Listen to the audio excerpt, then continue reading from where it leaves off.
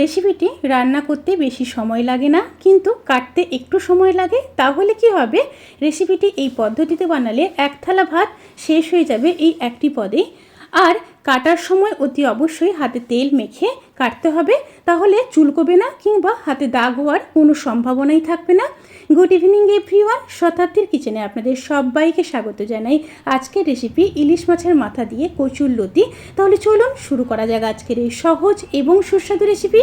প্রথমে কচুর লতিগুলোকে ভাপিয়ে নেব। তার জন্য কড়াইতে বেশ কিছুটা জল দিয়ে দিয়েছি। এবার দিয়ে দিলাম পরিমাণ মতো লবণ, আর দিয়ে দেব হাফ চামচ হলুদ গুঁড়ো। এতে করে লতি আর চুলকবে না। অতি অবশ্যই একটু লবণ জলে ভাপিয়ে নিতে হবে। এখানে একটা বড় আটির কচুর লতি ব্যবহার করেছি।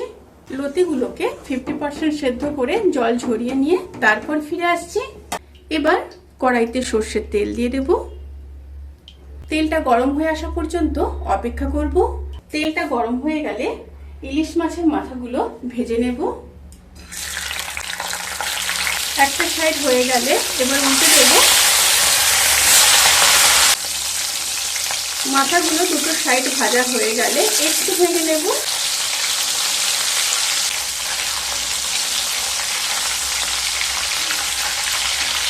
মাছগুলো ভাজা হয়ে গেছে, এবার তুলে নেব।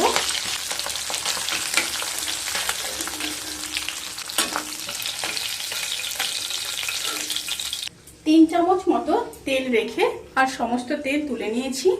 এবার ওই তেলের মধ্যে দিয়ে দেব দুটো শুকনো লঙ্কা, হাফ চামচ কালো জিরে। তেল থেকে যখন সুন্দর একটা স্মেল বেরোতে শুরু করবে সেই সময় দিয়ে দেব দুটো মিডিয়াম সাইজের কেটে রাখা পেঁয়াজ।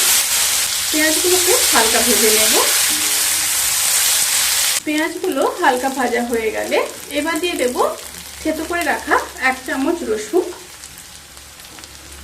রসুন দিয়ে আবার পেঁয়াজ আর রসুনকে খুব ভালোভাবে ভেজে নেব। তারপর ফিরে আসছি। পেঁয়াজ আর রসুন যখন খুব ভালোভাবে ভাজা হয়ে যাবে তখন দিয়ে দেব এক চামচ রোস্টেড জিরে আর ধনের গুঁড়ো, হাফ চামচ হলুদ, হাফ চামচ লঙ্কার গুঁড়ো, পরিমাণ মতো লবণ। লবণের পরিমাণটা এখানে অবশ্যই দেখে দেবেন, কারণ কচুর লতি যখন ভাপিয়েছিলাম তখন লবণ ব্যবহার করেছিলাম। আর দিয়ে দিলাম হাফ চামচ আদা বাটা। এবার সমস্ত মশলাগুলোকে লো স্টিমে খুব ভালোভাবে কষিয়ে নেব। মশলাগুলো যাতে পুড়ে না যায় তার জন্য সামান্য জল দিয়ে দেব। মশলাগুলোকে খুব ভালোভাবে কষিয়ে নিয়ে তারপর ফিরে আসছি।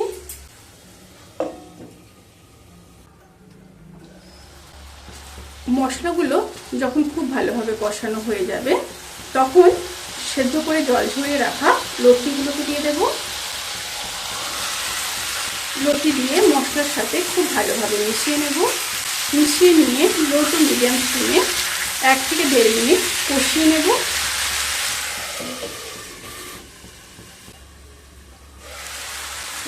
এক থেকে 1.5 মিনিট কষিয়ে নেওয়ার পরে এবার দিয়ে দেব 1 চামচ সর্ষে বাটা। এখানে আপনারা হলুদ সর্ষে কিংবা কালো সর্ষে ব্যবহার করতে পারেন। আমি এখানে হলুদ সর্ষে ব্যবহার করেছি। আবারও একটু কষিয়ে নেব। খুব ভালোভাবে কষিয়ে নেওয়ার পর এবার দিয়ে দেব নারকেল কোড়া। এখানে 5 চামচ মতো নারকেল কোড়া ব্যবহার করেছি। নারকেল কোড়া দিয়ে আবারও খুব ভালোভাবে মিশিয়ে নেব।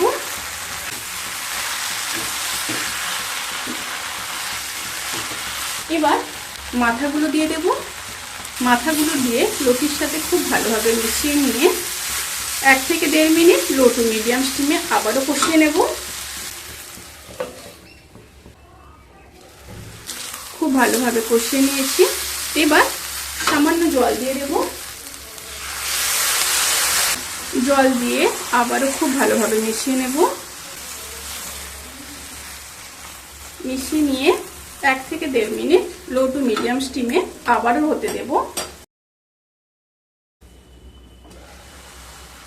রান্নাটি যখন প্রায় হয়ে আসবে তখন নামানোর আগে 1 চামচ চিনি দিয়ে দেব টেস্ট ব্যালেন্স করার জন্য। আপনারা যদি না চান তাহলে স্কিপ করতে পারেন। আর মাছ ভাজার যে তেলটা তুলে রেখেছিলাম সেই তেলটা ওপর থেকে দিয়ে দেব। তাতে করে খেতে আরো বেশি ভালো লাগবে। এবার খুব ভালোভাবে মিশিয়ে নেব।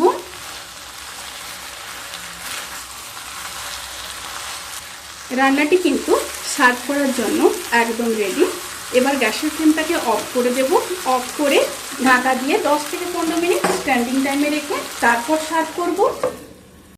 রেসিপিটি কেমন লাগলো প্লিজ কমেন্ট করে জানাতে কিন্তু ভুলবেন না।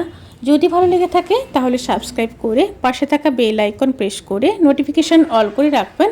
তাতে করে আমি যত রেসিপি দেব সমস্ত লিঙ্ক আপনাদের কাছে পৌঁছে যাবে। আপনারা সবাই ভালো থাকবেন, সুস্থ থাকবেন, সাবধানে থাকবেন। আজকের মতো এই পর্যন্ত। পরের ভিডিওর জন্য অপেক্ষা করুন। টাটা।